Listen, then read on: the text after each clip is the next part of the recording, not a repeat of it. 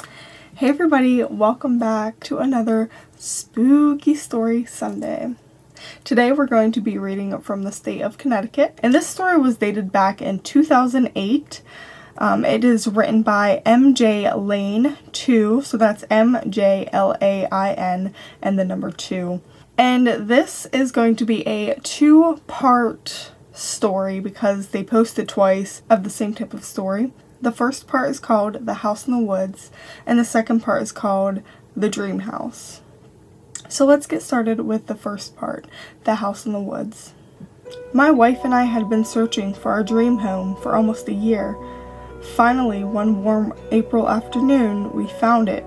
The house was located in a small town near Haddam, Connecticut. Our dream home was miles away from anyone. A long drive down a private dirt road, about 1.5 miles long through the woods, brought us there. There it stood in the clearing. The 11-room, 3-story home was a grand sight. Although after being vacant for a number of years, it needed some attention.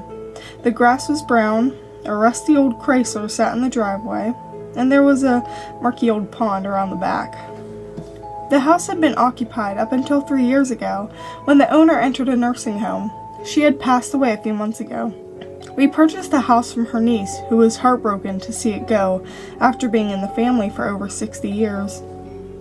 We moved in 3 weeks later. The first day quickly turned to night. It was quiet, almost too quiet. My wife was in the kitchen cleaning up after dinner, and it was almost 10 p.m. I went out in the yard to have a cigarette. I heard something moving around in the woods. I thought it might have been a possum or something, but for some reason it made me feel very uncomfortable. A feeling came over me that I can't explain. I felt as if I were being watched. I quickly returned to the house, and a short while later decided to retire for the night. I was awakened by a loud thud shortly after 2 a.m. I sat up in bed and listened. After a few minutes of silence, I heard what sounded like something being dragged across the floor above me. My wife was still sleeping. I got out of bed and headed towards the stairs leading to the 3rd floor. As I stood at the bottom of the stairs, I could hear the floorboards above creaking. I slowly climbed the stairs. Filled with fear, my heart beat faster with every step I took. My chest tightened and heavied with every breath. I was at the top of the stairs, staring down the long hallway. The door to the room at the end of the hallway was partially opened. I heard what sounded like whispering. Paralyzed with fear, I couldn't move, couldn't speak. I felt so cold. Suddenly, the door flew open. Still paralyzed, I found myself staring at a tall figure in a black hooded robe. I suffered a violent headache. My heart felt as if it were going to explode, and then everything went black. I awoke 2 hours later in the hospital, suffering from a fractured skull, 2 broken ribs, and a shattered knee. It seems that I passed out and fell down the stairs. All the noise woke my wife, who found me at the bottom of the stairs. I told my wife what had transpired on the 3rd floor. She seemed to look at me with a bit of disbelief. I pleaded with her not to go back. There was something very evil there. She blamed the whole ordeal on my habit of sleepwalking, which, by the way, I haven't done in several years. After a short stay in the hospital, it was time to go home. I reluctantly returned to the house, and my wife had helped me convince me that I must have been sleepwalking during a nightmare. All seemed peaceful. Everything was unpacked, and I settled on the sofa for some rest. My wife seemed content in the new house, and she told me that she set up her sewing/reading room on the 3rd floor, and that nothing unusual happened up there. It was just a dream, and I needed to get over it. Over the next few weeks, my wife seemed to change. She became very quick-tempered and verbally abusive. She has even gotten into very violent trades and broken things for little or no reason. I still hear noises and feel as if there's something around us. But when I mention this to her, she becomes enraged. She spends most of her time in her sewing-reading room, and most nights seems to sleep there. She has become quiet and withdrawn. rarely leaving a house and only for long walks in the woods when she does. She has cut all contacts with family and friends and hasn't ventured off the property in months. The only joy she seems to get is when she feeds the stray dog that comes by every evening. That dog seems to be the only concern to her these days. Our marriage has become very strained, and I don't come home very often. I spend most nights at a friend's house. I have barely begun to tell most of my story, and will be posting it in several chapters, but my main hope is to convince my wife to leave this wretched house. The end on part 1. Now for part 2, the dream house. This is the continuation of my experiences from the house in the woods. It has now been over a month since we moved into the house. An almost crippling feeling of hopelessness, desperation, and extreme sorrow washes over me whenever I'm there. It feels as if I'm doomed, as if God has abandoned me. I can't put into words the feeling that has come over me. It's like eternal darkness in my soul. I hear voices coming from empty rooms. Things turn up missing on a regular basis, only to appear at a later time in their original place. I heard what sounded like my kitchen being destroyed, glass breaking, things being thrown, cabinet doors slamming, but when I entered, nothing was out of place. I've started reading the Bible aloud as I walk through the house. As I read the Bible, doors have slammed, windows have rattled. I have heard banging on the floors above me. On one occasion, I heard a frightening voice say, "Your God is ailing. He can't help you." One evening, I dozed off on the sofa while watching TV. I was jarred awake by the volume of the TV going to full blast. I opened my eyes and saw a young man standing over me. He looked to be in his early 20s, had filthy shoulder-length brown hair and filthy clothes. As I lay there staring back at him, he gave me a smile that revealed the most disgusting brown teeth I've ever seen. He then walked toward the dining room. I arose and cautiously followed him. When I entered the dining room, it was empty, but there was a putrid smell lingering in the air. I started to notice why it seemed to be so quiet. Although the house was surrounded by a large wooded area, I never heard birds chirping during the day, nor did I ever hear crickets at night.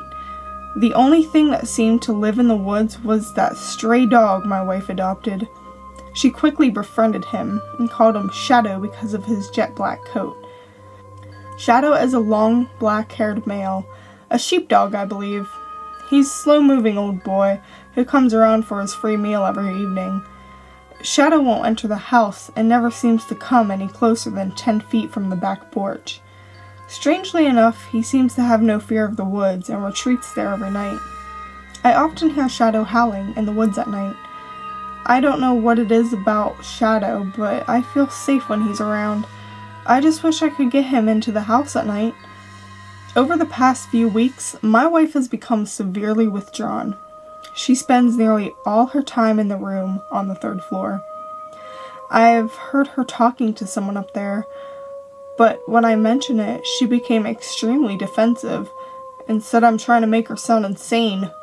I tried to point out the change in her behavior, and she became enraged. She started screaming and cursing, smashing dishes, and then stormed out of the house into the woods. It was well after midnight by the time she came back. We were able to sit down and talk. She admitted that there were several presences in the house, and she had been in contact with some. She said they needed us there and wanted her to bring me in. When I asked what she meant by that, she became agitated and stormed up the stairs. She shouted from the top of the stairs, "He's getting stronger, he will return." I wonder if something is using her, or if something has driven her insane. The end. Okay, everybody, so wow, what a story. So the one thing that does concern me about reading this story is not if I believe it or not. I mean, I do believe it. I want to be open-minded with all these stories that I read. I'm not going to, read a story on here that I definitely don't believe, that I just think is, completely crap. At least to me, maybe to you. Some of the stories I read to you are just like, what? But the stories that I read to you, just know that I definitely most likely believe in them. Like, I'm not going to be surprised if some of them are fake. But, you know, it's just something that I want to share with you guys. But what concerns me about this story is they only lived in the house less than a month, and he started to discover really bad stuff happening. And he mentioned in the first part of the story that he's going to be telling these stories in multiple chapters. He only did the first one and then the second one, which was only a month, or I guess less than a month. So, and he written this way back in 2008. And it's been 10 years from today that I'm reading it since this. Now, I'm a little concerned since they did run into such a negative force, possibly demonic. Like, I hope they're okay. I'm kind of concerned with their well-being. Like, what if she could have went crazy and killed him, or something bad could have happened. If it pushed him down the steps and broke a bunch of bones, I'm sure it could do something a lot more damaging. And that's scary to think about. Now, I'm hoping that maybe they moved shortly after, and that's why he hasn't written anything. Or maybe he just kind of forgot about the website or forgot like his username or password and just couldn't log in. But it's a little concerning that there's no conclusion to the story, like what happened. There's so many questions, like whatever happened to the dog, whatever happened to him and his wife, did they get divorced, did they move out, did she go crazy, did he go crazy? Like, there's so many questions that are unanswered, and I just really hope that they're okay. Now, he could have like faked this whole thing just to make us like question, like, are you okay, for like his own entertainment for some reason. I don't think so. But it's a very creepy story. Now, if you guys ever experience any negativity in a house, I definitely advise you to talk to someone. If you live with someone and nobody's listening to you, definitely seek out others and let them help you. And also definitely think of alternative ways of sleeping over somewhere else or possibly moving, because that stuff is extremely hard to get rid of. Like, if you believe in priests and all exorcisms and all that stuff like that, still be careful, because that doesn't always go very well at the end. Sometimes when people do that, it might seclude for maybe a few months, maybe even a couple years, and then it comes back even stronger. So definitely watch out, learn the history on the background of your house, and also just seek help and just try to, if you can, definitely move. Like, don't stay there. I know that's such like a stupid, like, duh, like, obviously, because I hear all the time, like, why don't they just move out? But, you know, some people are stuck and they don't have any other way and they can't move, you know. But I don't know what else to say about this besides, like, I have a ton of questions. And just that I hope he's okay, because those are the only 2 stories he's written, and he said he was going to write more, and he never did, and this was like 10 years ago when he wrote this. So as always, let me know what you guys think down in the comments. Also, like up this video if you want to see more of these spooky story Sundays, and also subscribe and hit the bell for more video notifications from moi. Alright, I'll see you guys next time for more spooky stories. Bye!